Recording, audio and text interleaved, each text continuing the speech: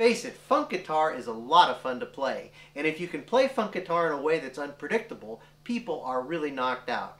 Here's a really cool trick from Dave. Have a lot of fun with it, and don't forget, break things down into micro tricks and do those things at different places in the song and then tie them all together. It's a great way to make a song have a really unified theme and bring another layer of texture to music that wasn't there before.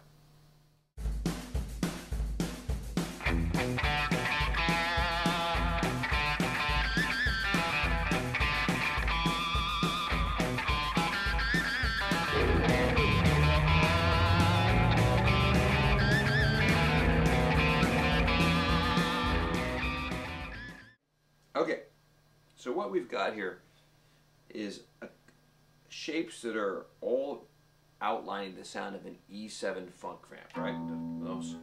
Probably the most commonly associated chord with funk is E9 for some reason. I don't know why that is, but here's what we're going to do with that.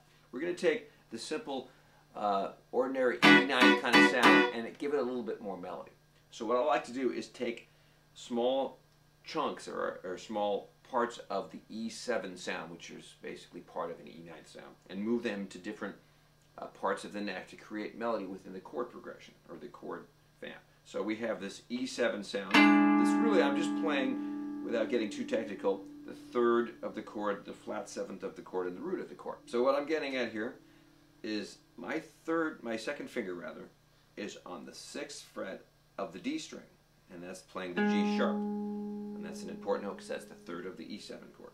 Okay, my 4th finger here is playing the D note. That's the 7th fret of the G string, and that's the flat 7. So these two notes right here are very big at it giving you the sound of E7. And then the 1st finger is actually playing the tonic of the chord of the root. Right?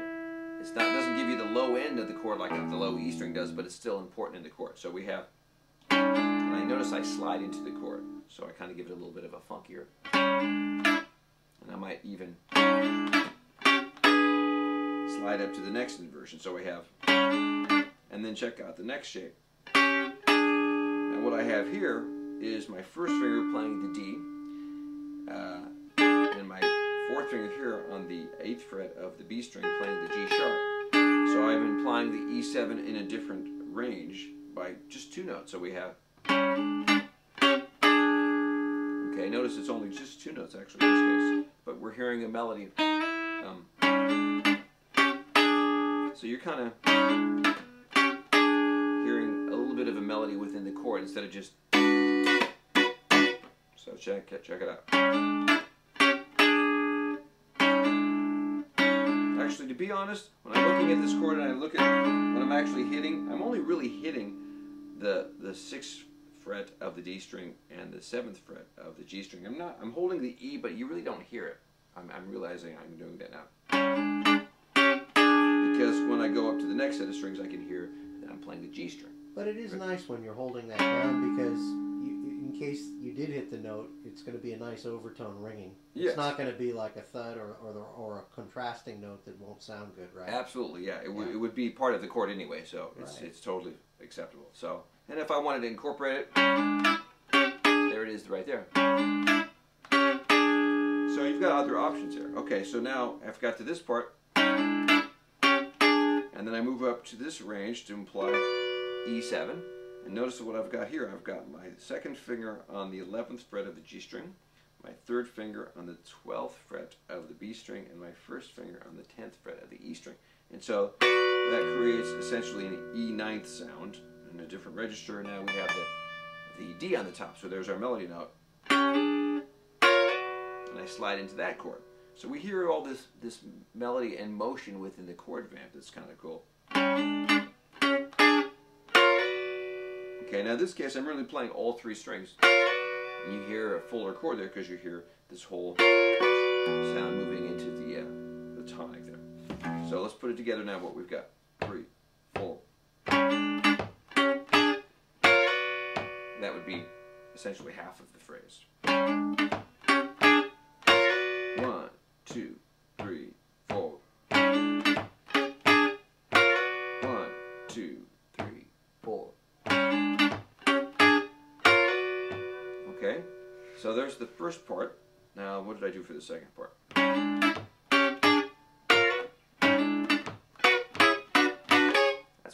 less, right?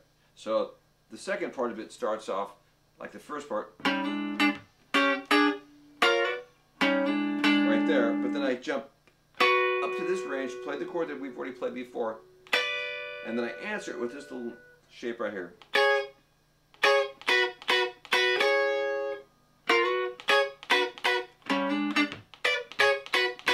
And that's a pretty easy shape to play because look what I'm doing. I'm just playing my third finger on the 9th fret of the E, B, and G strings, and then my first finger on the 7th fret of the same strings. So it's just a bar there. But you put it together now, and you get that kind of a thing. So this becomes a 2-bar phrase, right? The first part, second part.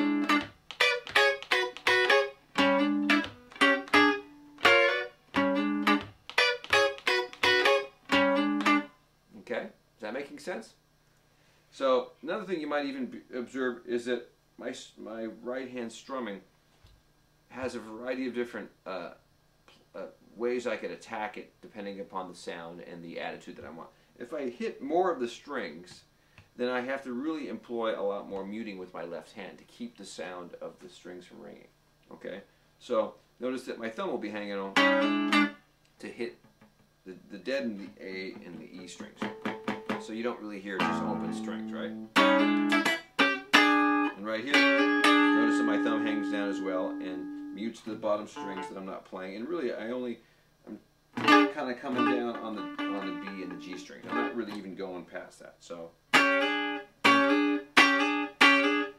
it makes it a little bit more funky and a little bit more street sounding because there's more kind of funky dead sounds. But you got to be careful of the muting because it's really easy to hit an open string. I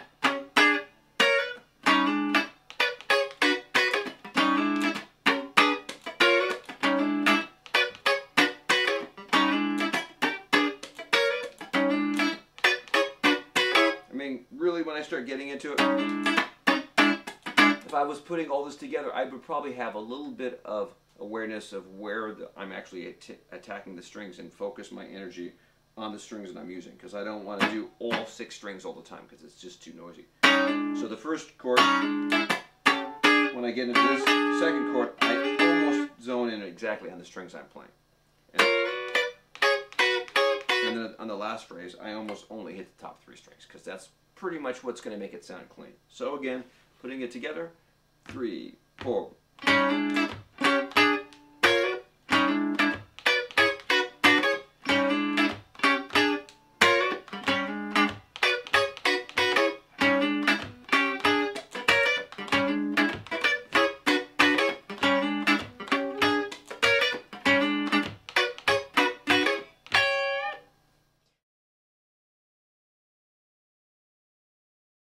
So tell us a little bit about the tonal recipe that you're using right now. Okay, the tonal recipe. You'll hear now when I slap it, when I just hit a sharp chord. You pretty much don't hear any reverb in the amp at all. It's pretty much dry. Okay, because we're trying to show something that's got a precise rhythmic attack and a placement, and you're not trying to make it too washed out with any kind of reverb. So it's pretty dry, and it's pretty bright. I mean, flat or bright, not too bassy. You can see I'm using my rhythm pickup here, and I don't have any effect on it other than maybe a little bit of compression, which I don't think you could probably even notice. But by and large, it's mostly clean, and it's bright, and it's unaffected with reverb or delay, because that would just make it more rhythmically vague in terms of the timing. Mm-hmm. So, and you could almost like play this with a similar sound that you use with country, just without the reverb. Perhaps, yeah, exactly, yeah. I mean, you're really just going for a nice clean tone that's spanky. Sure, exactly. Spanky would be a good word for it, yeah. And if you have humbucking pickups with a coil splitter, where you can split the coils, probably a good idea to split the coils, wouldn't you say? Sure, absolutely, yeah. I sometimes, even with a humbucker guitar, I'll use, I mean, if I put, this is a humbucker in the back, and it's a higher output pickup, but if I turn down my volume a little, I can kind of carve out a little bit of the tone or at least a little bit of the fullness, and try to. It's not exactly this sound, right?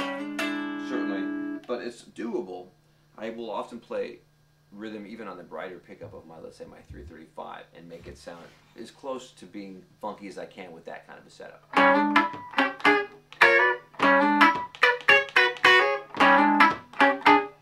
It breaks up the amp just a little bit, so that's probably the output of this pickup is just kind of loud, but you know.